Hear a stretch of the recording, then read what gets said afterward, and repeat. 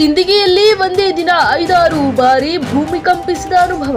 ಸಿಂದಗಿ ಪಟ್ಟಣ ಮತ್ತು ಸುತ್ತಮುತ್ತಲಿನ ಪ್ರದೇಶಗಳಲ್ಲಿ ಗುರುವಾರ ಮಧ್ಯಾಹ್ನದಿಂದ ಮಧ್ಯರಾತ್ರಿ ನಡುವೆ 5-6 ಬಾರಿ ಭೂಮಿ ಕಂಪಿಸಿದ ಅನುಭವವಾಗಿದ್ದು ಜನರು ಭಯಭೀತರಾಗಿದ್ದಾರೆ.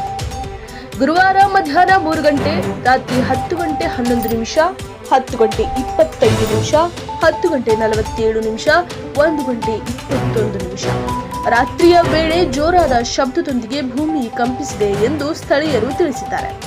ಈ ಘಟನೆಯಿಂದ ಸಿಂದಗಿ ಮತ್ತು ಸುತ್ತಮುತ್ತಲಿನ ಗ್ರಾಮಗಳ ಜನರಲ್ಲಿ ಆತಂಕ ಮನೆ ಮಾಡಿದೆ.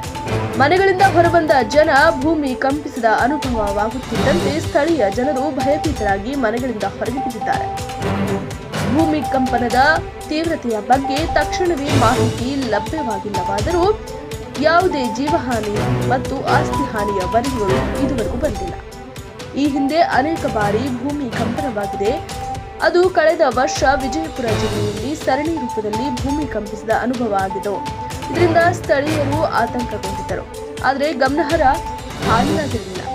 ಈಗ ಮತ್ತೆ ಸಿಂದಗಿಯಲ್ಲಿ ಒಂದೇ ದಿನದಲ್ಲಿ ಹಲವು ಬಾರಿ ಭೂಮಿ ಕಂಪಿಸಿರುವುದು ಜನರಲ್ಲಿ ಭಯದ ವಾತಾವರಣ ಸೃಷ್ಟಿಸಿದೆ. ವರದಿ ವಿಠ್ಠಲ್ ಕೊಡಗು.